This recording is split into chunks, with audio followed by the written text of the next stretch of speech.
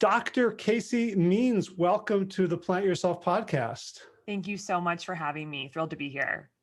Yeah, let's get right into it. You're I don't know if you're the founder or co-founder or chief medical officer or all three. Tell like Two of those three. I'm co-founder and chief medical officer of Levels. Okay, Levels. So tell us about Levels. Yeah, absolutely. So simply put, Levels is a program that breaks the mystery of trying to guess what the perfect diet is. And we do this by empowering people with real-time continuous metabolic data to understand how food is affecting their individual bodies. So our company, our members receive a continuous glucose monitor. So this is a tiny wearable sensor that goes on the back of the arm, and it tracks our blood sugar in real time. And it actually takes a reading of your blood sugar every 15 minutes and sends that information to your smartphone. And then we build a software that makes that data stream really interpretable. So you can really learn exactly what foods and what lifestyle activities are right for your body. So you can kind of think of it like a Fitbit for glucose. But there's a lot of loud voices in the nutrition space these days. There's like people saying, you've got to be carnivore, you've got to be vegan, you've got to be keto. But the reality is that there's probably no one size fits all diet for everyone. And what we do know is that people are healthier when their glucose is low and stable, and we are less healthy when glucose is spiking all over the place. We know that spikiness and high values after meals over time can lead people to have problems with regulating their blood sugar, and this is foundationally at the root of many, many, many chronic diseases that are associated with metabolic disease. So so this is our product, and we really are excited because it's actually the first time that anyone's ever had closed loop data on nutrition. This is notoriously an open loop system where define what you mean by open and closed loop. Yeah, so open loop systems are where you make a choice and then it is very unclear what the outcome is. It's very hard to attribute a one-to-one relationship between a choice and an action. So that's like life. It is in many cases like life, but if you look at sort of behavior change research, there's a suggestion that the closer you can link an action with a reaction, like a very small action with a temporal reaction, that actually is very useful for us in terms of categorizing and helping understand the implications of what we're doing. So for instance, you get on the treadmill and you have a heart rate monitor on, and you see that your heart rate goes up to 170. That is a clear indication that you're at probably more of the strenuous end of your workout. You're pushing almost as hard as you can. So it takes away the subjectivity of like, well, am I going hard? Is this enough? And some of that noise, we should definitely listen to our bodies and what our bodies are saying. Sometimes that little extra push of knowing where we are objectively can be very helpful in sort of understanding. We've never really had something like that for nutrition. We've had it for sleep as well. We've had sleep monitors that tell us when we wake up, you had this much deep sleep, this much REM, this is the time that you were in bed, this is the time that you were actually asleep. And that is helpful closed loop feedback.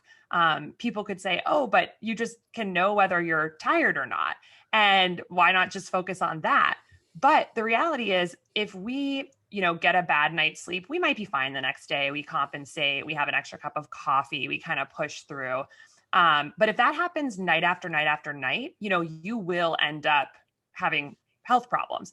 And so having that tracking and closing that loop early in each sort of day can help you just make slightly different decisions the next day before maybe your body like catches up and realizes subjectively that you're actually having a problem. So in a lot of ways, I think it's like logging onto your bank account and seeing a really low balance before the moving truck comes up to like repossess your furniture.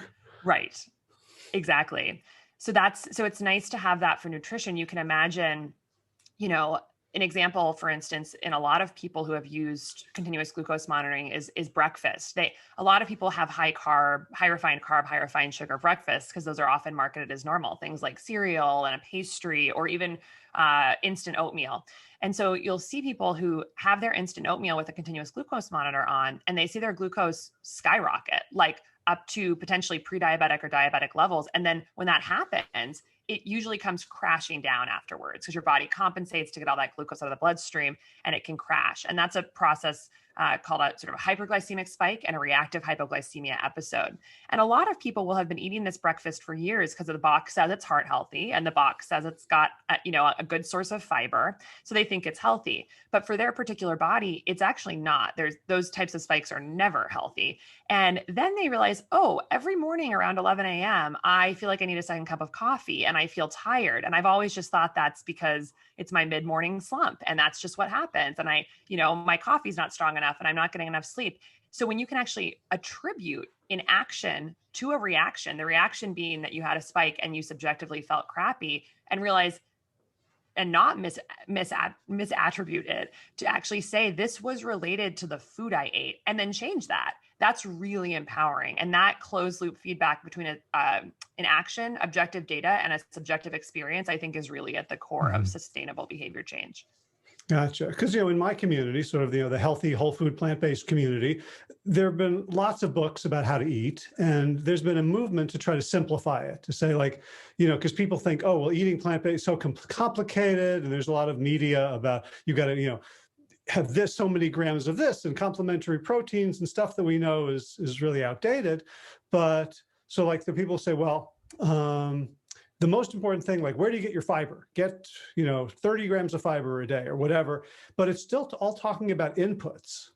And it sounds like what you're talking about is, here's an output measure that actually correlates with long-term health, as opposed to, we're simplifying it by saying that this one measurement is it may not be the only thing we care about, but it's a really good marker for lots of bad stuff that could happen down the line. Is that roughly right? That's exactly right. And I think that the whole foods plant-based, I'm whole foods plant-based as well. And I practice, nutritional medicine. And some of the things I've discovered from using this product and building this product is that even things that we think are healthy, even within whole foods plant-based, which arguably, from my perspective is as healthy as it gets. It's unrefined, you're not getting the refined carbs and sugar, you're getting whole foods. There's actually still ways that you can optimize that, I think, with this type of feedback. For instance, so eating what I would call a naked carb, which is just a carbohydrate source all by itself. So a big plate of sweet potato or a bunch of fruit all together. Those are healthy foods. Unquestionably, they have many compounds in them that are going to be very useful for our health. But when eaten alone, they can actually, or at the wrong time of the day, or in the context of being very sedentary that day, you can have a completely different response than if you pair them differently. For instance, if you pair the carbohydrate with a protein, fat, or fiber source, or if you make sure that when you're eating your higher carb foods, you're doing it on a day when you are very active, when you're moving around, when you're stimulating muscle stimulated glucose uptake. It's going to be a totally different response to an apple when you've been sitting on the couch all day versus when you've been walking around and moving during the day. So having that feedback with a glucose monitor can help you tweak even a very, very generally healthy diet to make sure you're not getting the collateral damage. So I found that for me in particular, a handful of grapes or even a pint of blueberries by themselves would put me up to a glucose of 180, which is far too high I never want to be really above 140 ever. But now, I'll take the blueberries and I will put them in a unsweetened non-dairy yogurt, like a high-fat cashew yogurt, and I'll put a ton of chia seeds on it. Maybe I'll swirl in some almond butter, and that's fat, protein, and fiber. And I barely get any glucose spike. So it's that type of refining that I think is really, really helpful, even for, a very, very healthy baseline diet. Wow, and I love that, because there's a part of me, to be completely honest, that doesn't like technology. The things like technology is the problem, and being more mechanized and civilized and apart from nature is causing the problems in the first place. But that said, as you're talking about it, I'm of course, sitting at your desk and eating a beautiful sweet potato, one of the healthiest foods you can eat, is completely different from being a human forager, walking 8 miles, digging up the roots, walking back, collecting firewood, starting a fire, waiting 3 hours for the fire to heat up sufficiently so you can cook your sweet potatoes, and then eating it. It's like we talk about whole foods, but we're not talking about the whole experience. I think you just described that perfectly. Like, I think of this as really metabolic context. It is not just food that leads to our glucose changing in the body.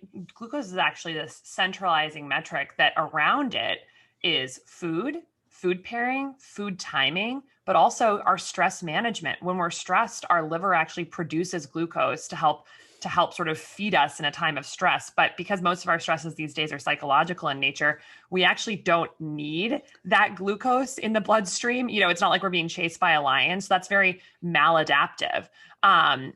Similarly, sleep deprivation causes increase in cortisol levels in the blood and actually can cause us to, again, get our glucose high.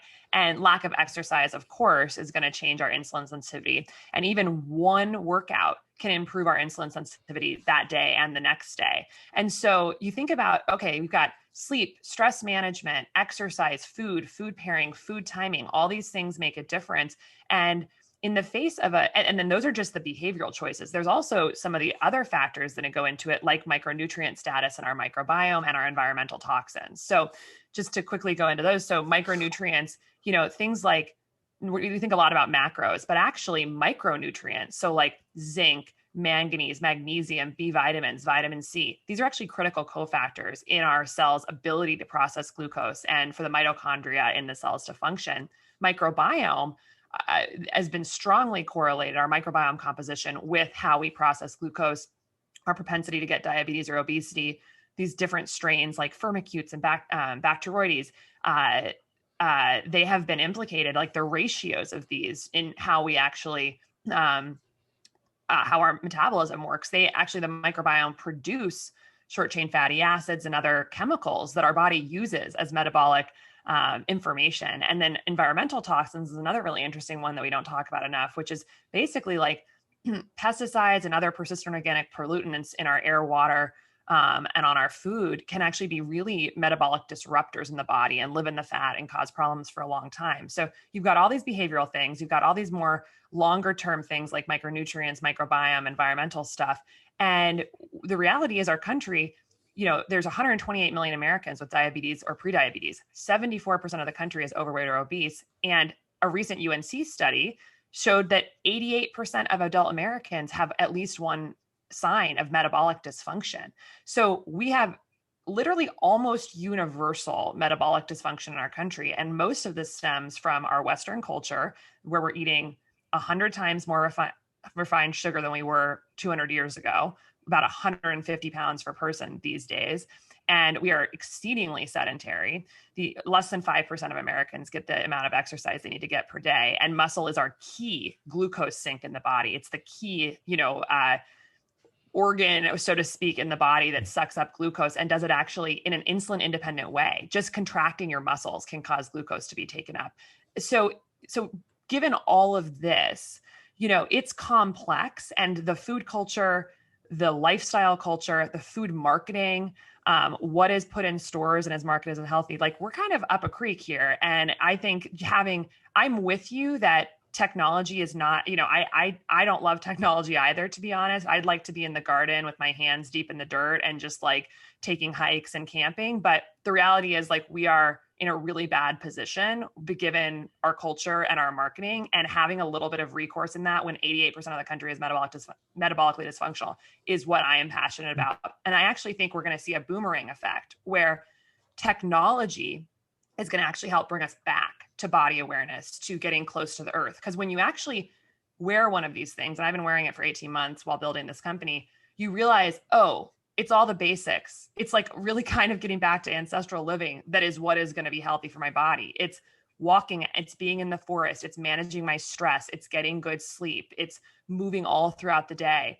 And the longer term thing, it's getting my microbiome on point, which means being close to the earth, eating food near to its original source, getting the bacteria in your body. It's Mm. micronutrients, which means whole foods. It means plants. So I think you're going to see this, like, my hope is that we will see this boomerang effect where this data wakes people up and then gets back to a lot of the traditional things that are so important for us. Mm. Yeah, and I don't want to be holier than thou, because I know for myself, like, I'm an environmentalist. Like, I believe in saving the environment. As soon as I got a car that told me instantaneously what my miles per gallon were, all of a sudden driving from point A to point B became secondary to the game of highest miles per gallon possible. Like I'd be like, okay, that light just turned yellow. It's approximately a quarter of a mile ahead. Like, when should I ease off? Like, so I never have to hit the brake. I know there's some really interesting studies, I think out of Holland, around energy consumption and what happens when people are told to conserve energy, or encouraged, or even financially rewarded, when the monitor, when the meter is in the basement versus in the front hallway. So I know for myself, and we know from lots of studies, that when you have feedback right in front of you, it's much easier to do the good thing. And of course, that's like, I'm a health coach. So the big challenge of a health coach is that Snickers bar or cheeseburger or pepperoni pizza makes you happy now, and there's a theoretical harm, a deficit at some point in the future, whether it's in 10 minutes when your stomach hurts, or tomorrow when you're 2 pounds heavier, or 10 years when you've got a virtually incurable chronic disease. But we know from behavioral economics that we bias the present. Whatever is in front of us is more important than anything else. So I kind of, I really came into this thinking we were going to be talking about like type 1 diabetics and a kind of niche thing. And now I kind of want one. I kind of want one of these monitors.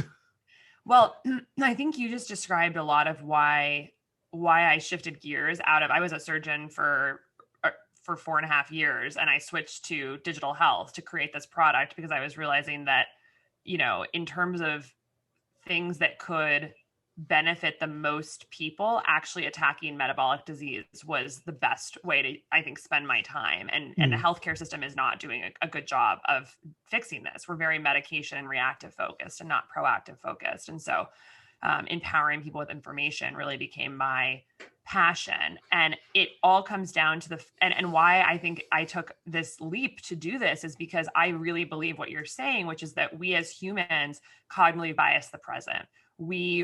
If we think that something is sort of bringing us pleasure now, that dopaminergic reward system in the brain is very, very powerful and very, very primal. And these foods that are marketed in, as potentially healthy, and these processed foods that are filling our grocery stores, they are designed to take people to their bliss point in terms of their reward circuitry, to literally hijack these primal, evolutionary drives in our body to make people purchase and consume more of these foods and think they're making them happy, when in fact, blood sugar spikes and ultimately insulin resistant and metabolic disease actually are significantly associated with anxiety and depression.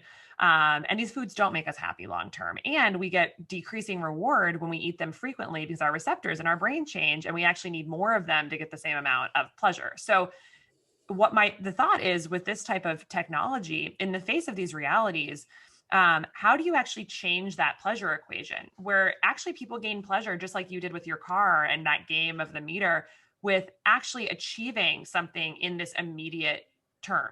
Like, you eat something and 5 minutes later you see that it's causing harm. Right. And then I think what if my life is a video game? Like, I'm getting that kind of, dings and bells and whistles and rewards and challenges. Like, I mean, when I'm happy in life, essentially that's what's going on. Like, I'm writing a book now. There are days when it's a terrible slog. There are days when it's, but like, I wake up every morning going like, I have a goal, and the rules are clear and the feedback is clear. And when I pay attention, I can, like, I'm optimizing my life in some way. And what you're saying is like, you can bring that gift to these really formerly opaque, incredibly complex interactions. It's one thing I'm thinking, like, sorry, you got something to say. So I'm gonna, No. I think that's exactly right. And I think the video game thing is interesting. I think We are living in a video game right now. I mean, we have a digital world that is all consuming, and we have a food culture that actually is designed to hijack our reward circuitry. So the question is like, which video game do you want to live in? Do you want to live in one where you're being controlled, or where you're actually making the choices? And that's sort of how I see it. And I think when you couple coaching, especially, or more deep internal work with technology. So, the average person who's using like a product like Levels, I think they are going to get some satisfaction from keeping their spikes down and getting, rewarded for that, having a higher score, et cetera. They're going to learn. But imagine then when you couple that with someone, like a coach or more mental health professional, really getting people to the root of like why they want to be healthy and why they want to live a better life and who they're doing that for and what the purpose is. And so you can really start coupling like your bigger picture goals in your life, the value system that you have with why you're doing what you're doing. And I think that's really, really powerful. So I think you're going to get benefit even just by keeping the glucose spikes down and getting that, but I think also tying it to like, what is the purpose here? Why? And that's where education and how people understand like these glucose spikes are going to lead to this type of life for you, probably more incapacitated, more dependent, more of a, less happy, less healthy, et cetera. Well, from my perspective as a coach, I've become less and less and less interested in sort of motivation. Like you can teach someone that in like an hour and give it to them on an index card. What I find incredibly interesting about this is the big issue that coaches deal with is blind spots. So whether I'm coaching for nutrition or someone's behavior in the workplace, it's that they aren't getting feedback on, okay, every time you say that, Sally gets upset. And Sally's trying to be a stoic woman in the workplace to not, and so, but I can see it. And my job is to help you see it. And what you're doing is holding up a mirror to again, these incredibly complex interactions. So, I co-wrote a book 7 years ago called Whole with T. Colin Campbell, which was all about like the incredible complexity and how we were never going to figure out nutrition just with sort of guidelines or pills. And that complexity in a way is a little bit discouraging. Like we could never know. But what you're doing with monitoring is we don't have to argue. Like the debates I've been involved in with, the keto, the carnivore, the paleo, the Mediterranean, these debates are so incredibly unsatisfying. It's like you're watching the Olympics 100-meter dash and like the 10 fastest people in the world are arguing about who should win. I love that metaphor. That's really, that's perfect. Yeah. Right. When you're saying, strap the thing on and you can decide for yourself. You don't like, that's the thing I hear. So, but with people who are like unsophisticated about nutrition, who are just like, I'm so confused. First, red wine is good, then it's bad. Oatmeal is good. Coffee is good. Chocolate is good. Fats are olive oil. I shouldn't, right? Oh, well. And they give up because they don't have a reliable source that they can trust. And all of a sudden you're giving people something on their arm that gives them like a really, the N of one, that's the only N that matters to them. Yeah, exactly. I think it's almost like poor information, I think, and lack of transparency breeds tribalism in a lot of ways. It's almost like what we saw with the election. It's like fake news and sensationalist media just, and shuttling certain types of information to certain people through our digital algorithms like led to what was a remarkable level of polarization. And I think we're kind of seeing that with nutrition as well. I mean, it's incredible how heated things are getting in terms of the nutrition space, heated and personal. And so to me, it is just like very intoxicating that we actually could potentially rise above that by giving people real information about their own bodies. If someone's telling you this is the right thing to eat, this is what the studies say, you have to eat this, and then you eat it and it sends your blood glucose to 200, there is no longer a debate. There is actually no debate. You cannot fight about that. That person should not be eating that food in that way. So yeah. And I think as a physician too, I've had so many conversations with patients, just like you said, where it's just like, I'm so confused. I don't know why things aren't working. Like for instance, with weight loss or something like that. Well, with weight loss, we know that to burn fat, you have to keep your insulin down. Insulin blocks fat burning. And in our culture, insulin is essentially always high because insulin is, released after the blood glucose rises to help take glucose into the cells. And we've been told, we should eat 6 small meals a day. And the majority of calories that people are getting in the US come from refined sugar and carbohydrates. So we never have really a moment during the day, except maybe at the end of sleep, where our insulin actually comes down enough to burn fat. So imagine then and then someone's, eating a pretty healthy diet, but they're not losing weight and they're very confused and it's very frustrating. It creates a tension between the doctor and the patient because the doctor's recommendations aren't working and all of this stuff happens. Well, then imagine putting a glucose monitor on that person and they see that like all this stuff they're eating that they thought was healthy actually is causing these low glucose spikes throughout the day. And they just need to make some tweaks to get that lower. And then, you're talking about the data then in the visit, not necessarily just like the struggle and the confusion and this and that. And I think another thing is you said blind spots, and actually that reminded me, there are also just a lot of blind spots in nutrition. So not only just like food that may work for one person's body, but doesn't work for yours. Like you and I could both eat a banana and it might cause a huge glucose response in me and no glucose response in you. And that has been well studied that actually people have very different responses to the same carbohydrate source. And a lot of that has to do with our microbiome composition and how we process the food. The second thing is hidden ingredients. Like there's over 50 names for sugar and they're hidden in these foods. They're now in peanut butter. It's in ketchup. It's in salad dressings. It's in whole grain bread. You can find like 4 grams of sugar in a single slice of bread sometimes. It's crazy to me because it actually doesn't taste better, but we are wired to expect it now. Mm-hmm. And so that type of blind spot as well, where a patient might really be doing everything they can, but they put a little bit of ketchup on their, whatever, their sweet potato, but, and then they get this huge glucose response that they were not aware of because they thought they were eating something healthy. That's something that can really be helpful, I think, as well. So yeah, I want to see technology used in the right way help bring us out of this sort of like polarized tribalism, this dependence on looking at marketing or people's claims for understanding our bodies, and to actually shift people towards what I consider just radical personal empowerment, where it's like, I know what's right for me and I'm going to make a choice, or I'm not going to make a choice, but I know, and I'm making the choice. It's less paternalistic. It's less being told. It's less reactive. It's proactive and it's empowered. And when people feel empowered about things that have notoriously been very difficult in their life, which nutrition for the majority of Americans is difficult, I think that actually can bleed into other parts of life. I think that when you have agency in something like that, it can actually have wide-reaching effects. And so that's why even though I am someone who would like to be outside in the garden and camping and this and that, I think there's a role for technology when used in a thoughtful way for this type of thing. Right. So I love what you're saying. And there's a little part of my brain that wants to nitpick a little bit or object, which is the idea, like you're talking about individual empowerment. And I'm concerned about the focus on the individual. So I would kind of like to see your glucose monitor also have a carbon footprint monitor so that I could see what I'm eating is, okay, so maybe it's good for me, but it's destroying a wider ecosystem. Like I'm a little nervous about just optimizing for me, in a world in which you say where there's so much tribalism, so much fragmentation, and the more scarcity there is, the more fight or flight we go into, the more we are fighting with each other for scarce resources as opposed to being communitarian.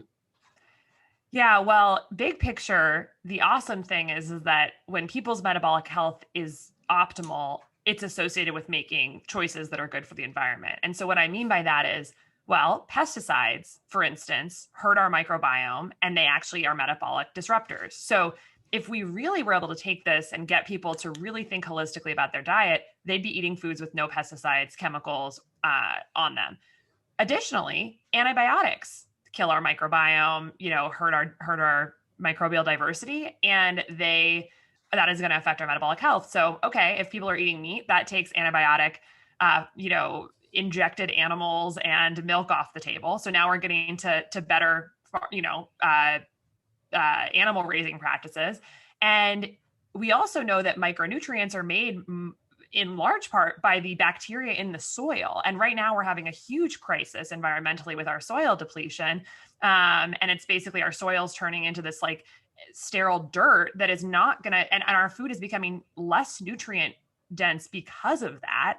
And that's because of our, terrible monocropping, pesticide riddled, farming practices, and the way our farm bill in the US actually promotes this type of unsustainable farming. Well, if we think through the lens of metabolic health, we need those nutrients, we need the bacteria. And so let's say, and this is going to be on the individual day-to-day level, this is not like what our app is telling people. But if you think bigger picture, to actually get to the end goal that you want with metabolic health, you actually have to make the choices that are better for the environment. You need to be eating whole foods that aren't covered in crap, that come from soil that had a really good microbial diversity in it. You need to be moving, which means not on your scooter or in your car or stuck to your TV. And so I actually think it's very aligned, and that's difficult to build into a digital product, but it is very much, as the chief medical officer of the company and someone who is very environmentally focused and who is whole foods plant-based, it's very much in my sphere of what I'm thinking about for I do think if everyone were achieved metabolic health, it would require that we're actually making decisions that are good for the environment. So you're saying that health is holographic, that actually it's impossible to be truly selfish. If you're seeking real health, you have to be to shift your environment to be supportive of all life.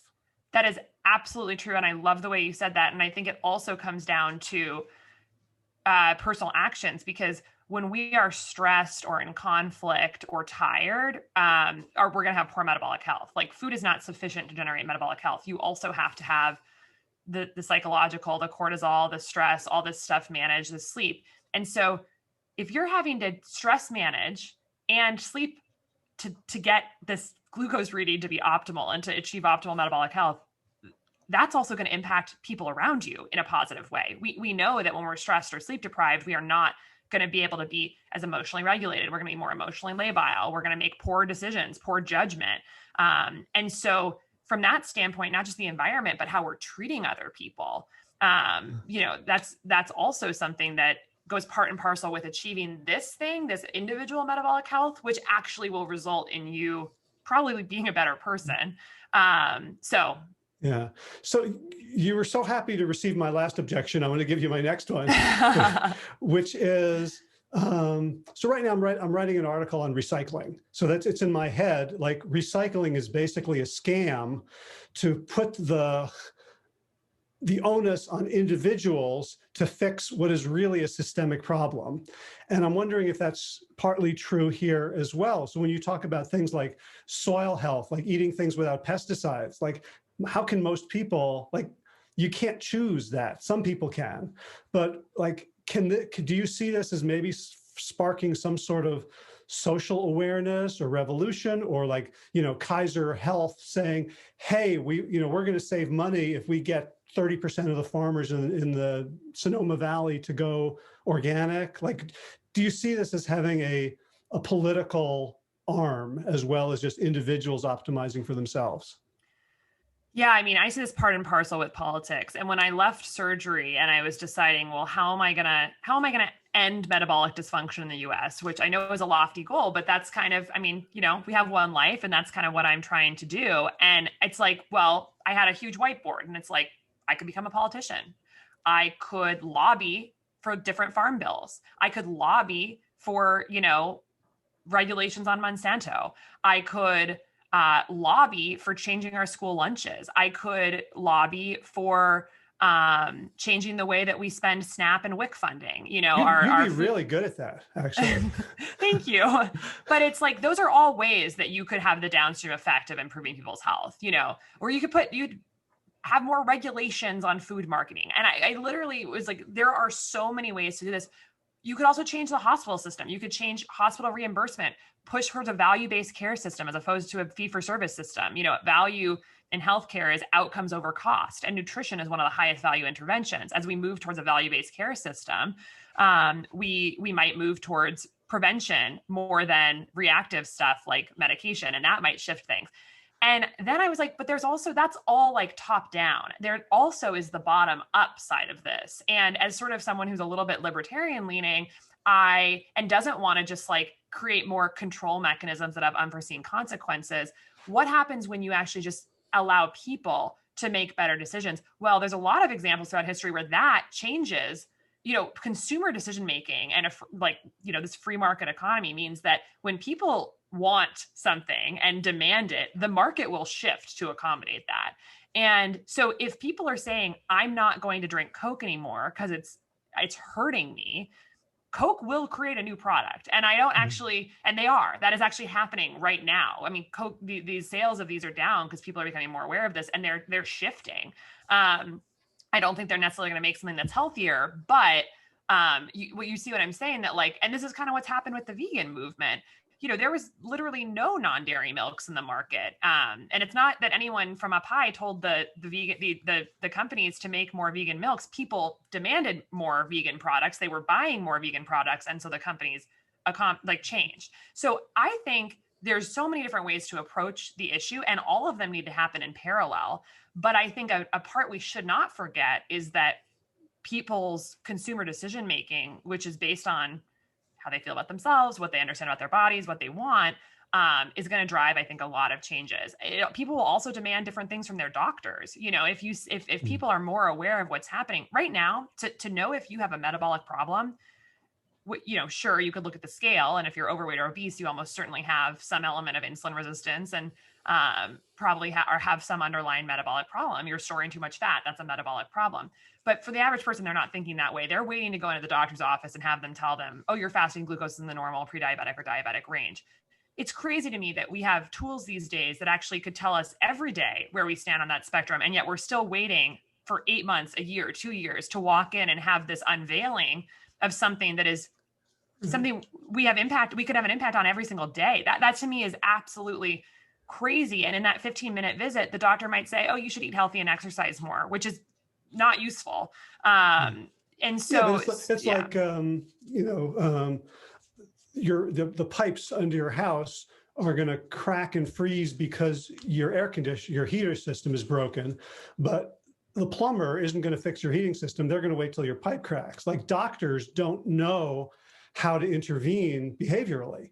They're really good at prescribing. So for them, it makes sense to wait until you have a clinically significant diagnosis that they can then do something about. Right. But imagine, I think, if we change the economics a little bit of healthcare, where people actually doctors were being reimbursed more for outcomes than just for doing. So moving towards this value-based from fee-based system, fee for service versus value-based. What I think we would see very rapidly is that because outcomes are tied to our compensation, I think medical school curriculums would change overnight. And I think we'd go from having 10 hours of nutrition in 4 years to having 200 hours of nutrition, because that would be a lever that people can pull to actually, become reimbursed. And so I do think that there's a lot of dependencies in this, and one of them is sort of people's awareness and knowledge and what they're asking for and what they're willing to pay for. And so that's the starting point where we're kind of coming from, but also working in parallel, as a company, to help educate and spread awareness about some of these other more systems issues that we should absolutely be thinking about.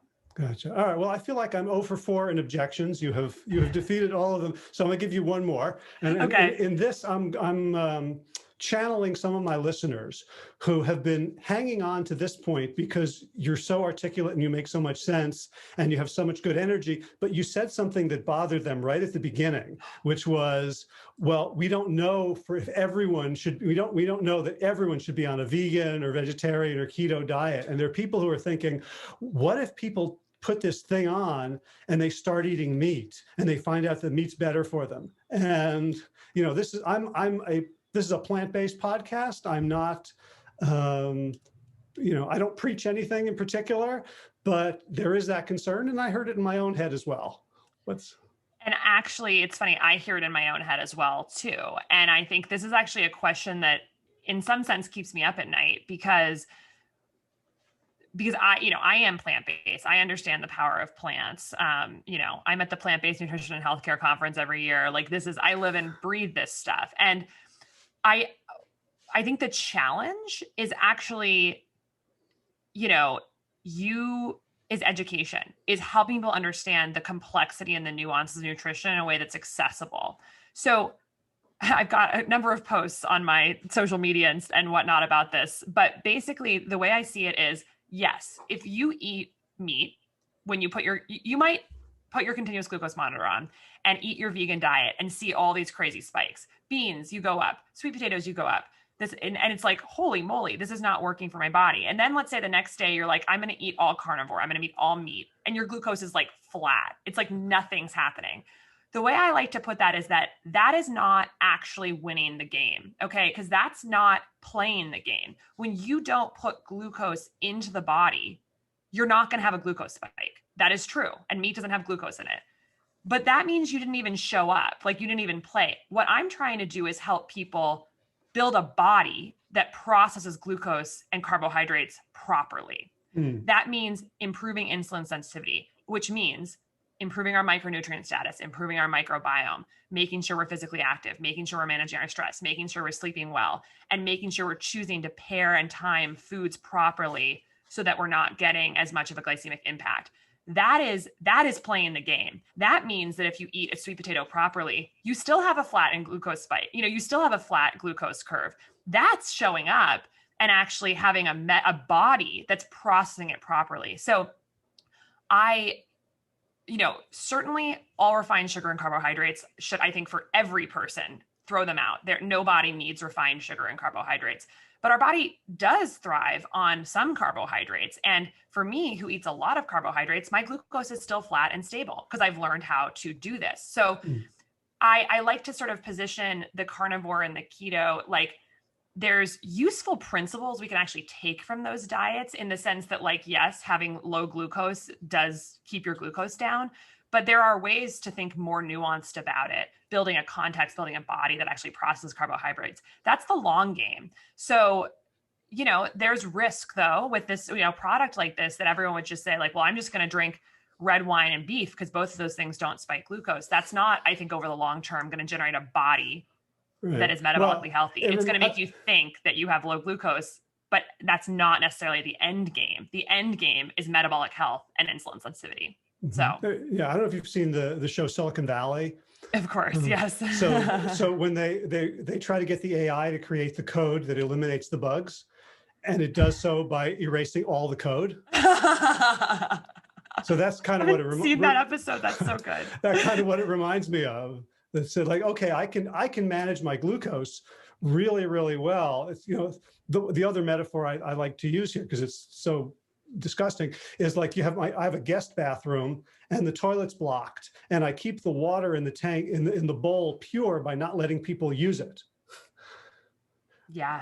As opposed to fixing the pipes, getting, people right. Reducing insulin resistance through, reducing intermyocellular lipid fats and stuff like that. But one other thing I would just say is, like, while I am plant-based and I'm very much a part of the movement, and I think that something that has, this will probably sound a little controversial, but I do think this has opened me up a little bit more to, thinking, okay, well, I think this is the right diet for me and for my patients. There is probably room for different diets for some different people. And imagine if we had continuous monitors for every important biomarker, for inflammation, for cholesterol, for insulin, for glucose, for oxidative stress markers. And let's say someone's on a carnivore diet, and for whatever biochemical reason, everything is identical and microbiome, we're testing microbiome daily. Let's say they do that, and for whatever reason, because of biochemistry, I don't think this would happen, that all the markers are exactly the same. And let's say they are eating only, nose to tail meat that was raised sustainably, humanely, in a way that's, carbon neutral, whatever, all this stuff.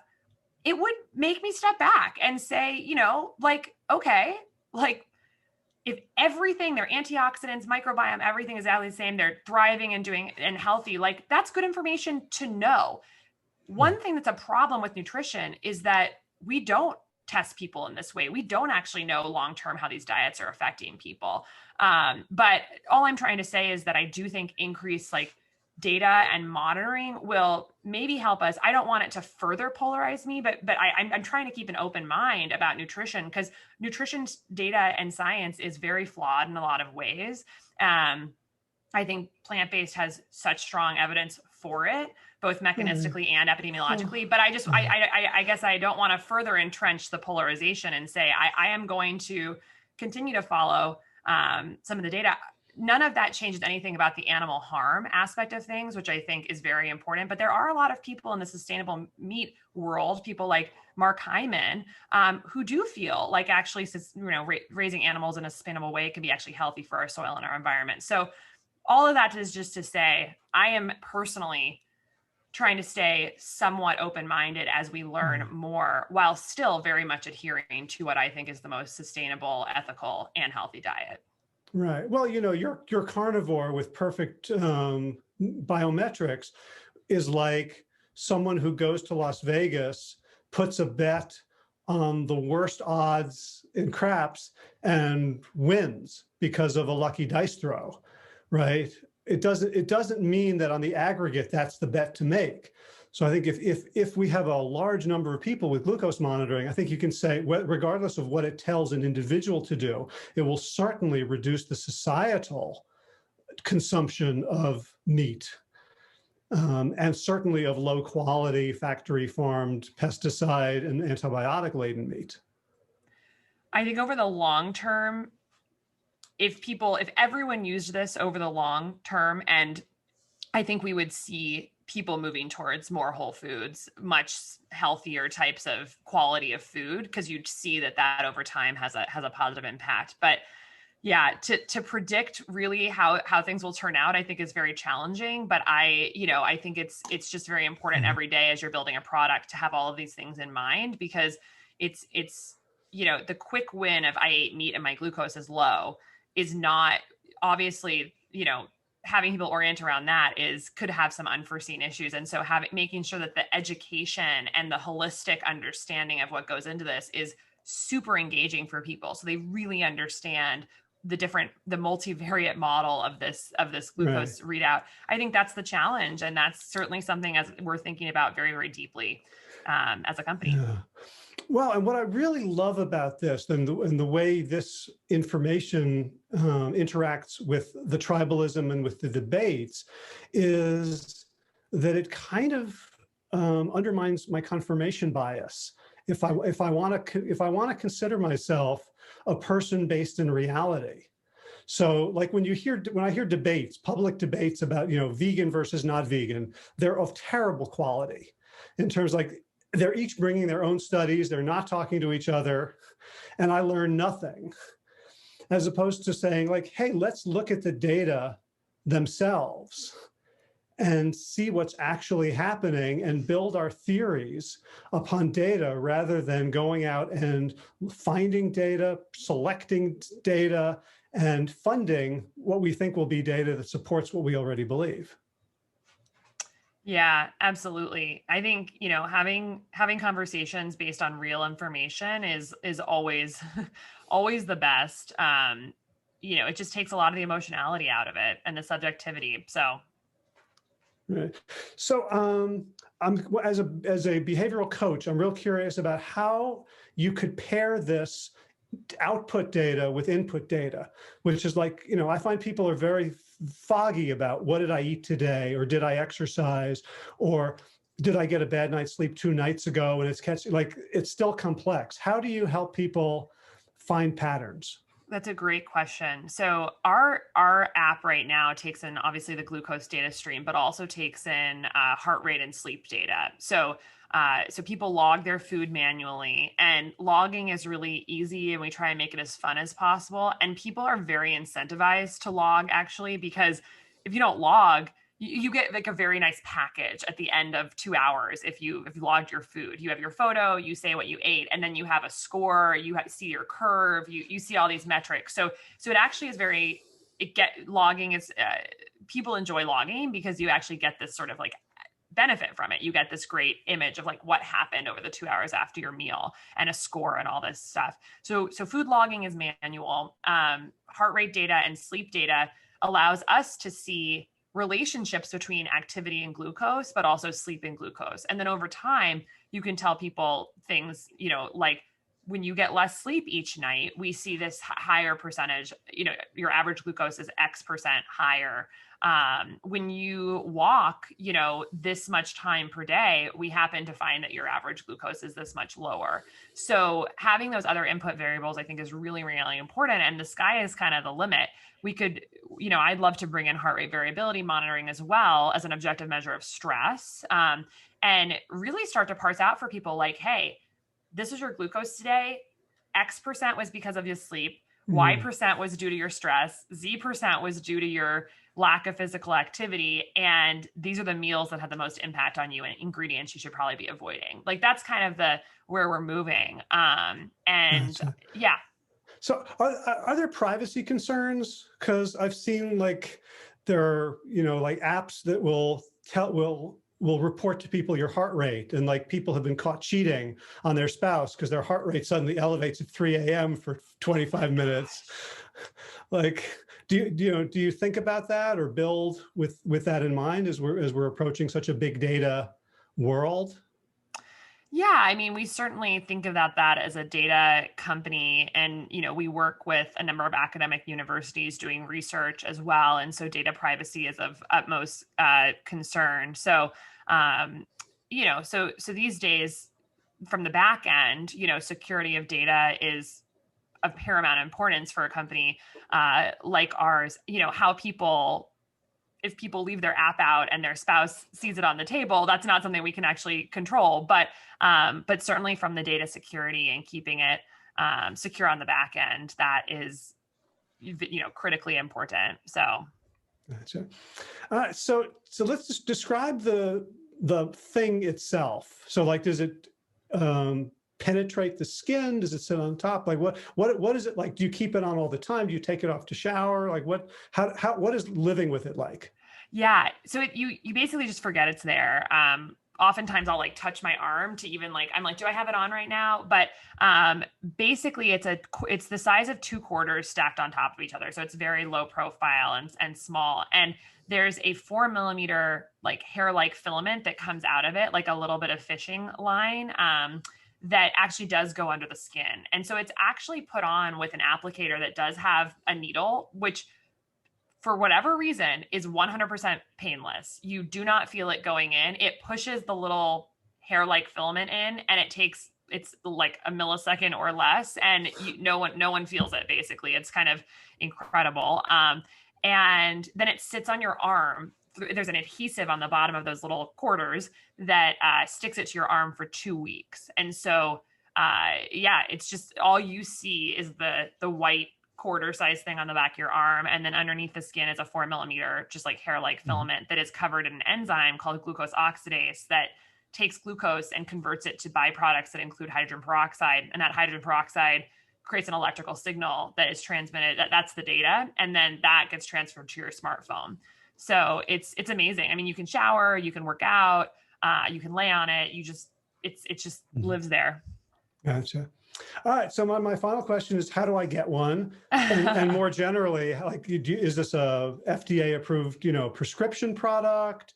Is it a consumer? Are you thinking of partnering? Like what's available now and what's your roadmap? Yeah, so it is an FDA approved device and it is prescription only. So right now in the US, they're FDA approved for type 1 and type 2 diabetes management. So what our company is doing is bringing this to the mainstream for people just looking for more the wellness purpose of this as a biofeedback tool. So anyone without diabetes can basically become a customer. And what happens is adults, I should mention too, above 18 years of age, when you become a customer, you basically sign up for a 1-month metabolic awareness journey. And what that involves is a telemedicine consultation. So you actually will fill out a form, a doctor will review it. If you're approved for a continuous glucose monitor, our partner pharmacy will ship those to you, and they'll ship you a month's worth of sensors, which is 2 sensors because they each last for 2 weeks. And then in there you get, awesome covers for the sensors that keep them really stuck on, and then access to the app, the Levels app. So that's really what our core competency is building the software overlay to this. But it's this 3-part program of physician consultation, sensors, and the software. And so right now, if people wanted to do that, they'd go to levelshealth.com and then sign up for early access. We're actually in a closed beta program right now. And so we're taking, there is a wait list right now, but we're moving through that rapidly. So definitely sign up, and if you do sign up for the wait list, you'll be on our newsletter, and we're putting out lots of really high quality content about these topics. So we'd love to hear from people and get connected. Right. So in another irony of the system, the people for whom it could be preventive have to pay out of pocket, and the people who are already sick can get it covered by insurance. That is correct. Hopefully not for long, but yes. Okay. Now, when my first foray into biometric self-monitoring was a heart rate monitor. When I ran, it was a chest strap attached to a watch, and it was really, really cool for about a month. And after that, I didn't need it.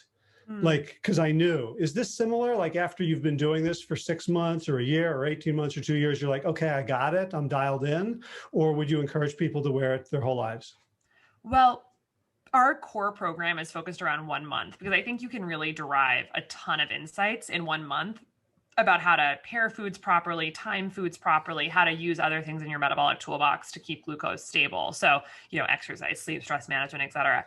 So 1 month, I think you get a lot of gains, but there, are certainly a lot of people who like to do it for longer. Like I said, I've been wearing one for 18 months and I'm still learning. And so I think it's great wearing long-term, but I think because of cost right now, it's unsustainable for a lot of people to do this month after month after month. But I think costs will come down as these hardware companies see more of a demand for this. I do think costs will come down rapidly, and I think it'll be more amenable to a subscription type product. But we do have a number of members who do this month after month.